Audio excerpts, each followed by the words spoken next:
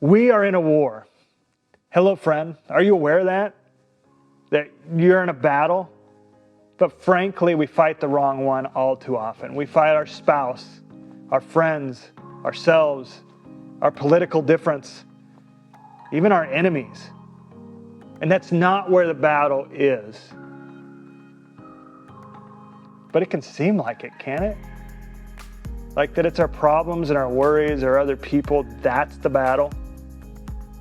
But we're going to talk about where the real battle is. In Ephesians 6, 10 through 18, it tells us to put on the full armor of God. That we're to put that on. See, our battle is not one of flesh and blood. It's of light and darkness, and it's fought in the spiritual realm. See, your mind is the battlefield. Your mind is where it all begins. It's what determines what we do with our hands and our mouth. See, I think we don't treat it with the seriousness of a war, but that's exactly what it is. So how do we fight the battle up here?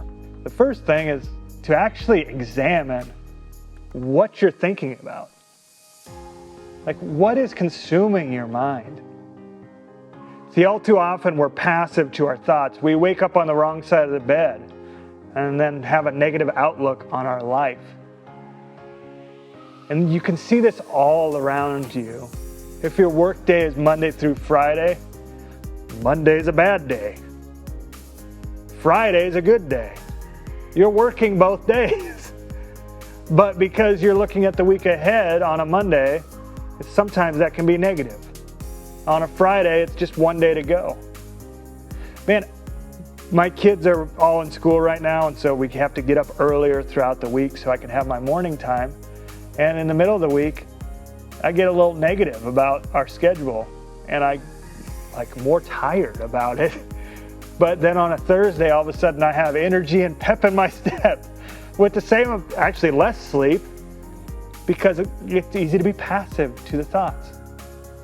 But we need to examine them. I'm not talking about changing them or fixating on them. Just what are they? What are your common thoughts? For me, one of the major things I think about a lot is finances. Not negatively, not positively, it's a lot of my thoughts. I love to invest. I'm a nerd. But if I don't watch it, I can base my day on those thoughts. And so I examine that I'm thinking about money. Well, what is it that I'm thinking about? Thinking about my kids. What is it you're thinking about? What is it you're thinking about? Think about the thing you're thinking about. Number 2, examine the thoughts in the light of Scripture. Like, examine the thoughts in the light of Scripture. So now you're looking at your thoughts. Now what does Scripture say? And examine them. All too often, our thoughts do not align with what Scripture says. See, there's a story in Scripture about that it's harder for a rich man to go to heaven than a camel through the eye of the needle. That is a convicting verse. But all my thoughts thinking about money, that doesn't match. There's other scripture that talks about that God knit me and made me in my mother's womb, and you and your mother's womb for a purpose and a plan. Do your thoughts align with that? That all things work together for the good of those called according to the purpose. Do your thoughts align with that? Just look at it and see if it aligns. When it does not align, here's what we do next. So step 3. Confess the sin. See, too often we think about sin as what we do with our hands.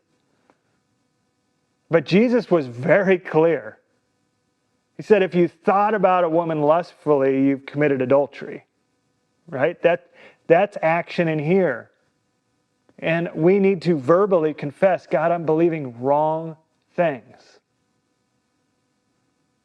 One of my favorite passages of Scripture says, confess your sin to one another so that you may be healed. So if you continue to go down the same line of thinking, and you're praying about it and you're confessing that to God, maybe a next step for you is to confess those thoughts to a trusted friend. Sometimes that's what it takes. It's not to try not to think about it, right? That's why we're examining. We're looking at it in the light of Scripture, and we're confessing the sin. Because the next thing is what you need to fixate on, and I need to fixate on. And that is the Scripture and what it says.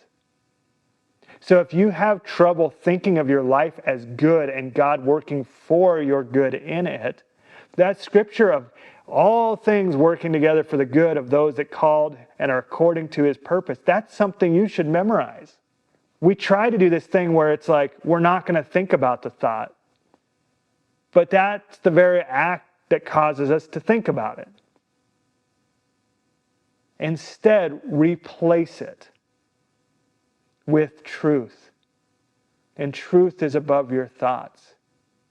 Truth is Scripture and what that says. See, what God says about your situation matters, not what we think about our situation. And when you can get that kind of resolve, that is how you fight the battle. See, yesterday I was talking with some friends, and we were sharing life and situations, and it is one of my favorite parts of the week. But yesterday I got passionate. For you that don't struggle with anger, that's my code word for let the anger get the best of me. And it wasn't a big deal. My friends were gracious. It quelled quickly. But I had to pick up and fight the thoughts in my brain because I wanted to get into condemn mode on myself for my actions. I wanted to make, honestly, a bigger deal out of what happened than what actually happened. Like, catastrophize. Have you been there where you start catastrophizing everything? And I went from, hey, I got angry in a moment and a little more aggressive than normal, which is what happened, to, oh, they're not going to be my friends anymore, and oh, I'm going to be alone. And all of a sudden I'm dying alone somewhere down the line. I mean, that's where my thoughts wanted to go. That's what happens when we're passive to it. But when we stand and fight, it'll change everything in your life.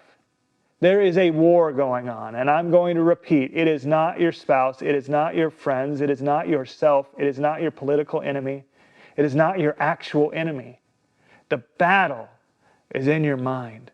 And what I struggle with a lot of times is separating my truth from God's truth. See, it says, you shall know the truth, and the truth shall set you free in John 8:32. And I want to reiterate again, it's not your thoughts and emotions. Truth that we stand on is God's word. And if you want to know what He says about you, watch this video right here.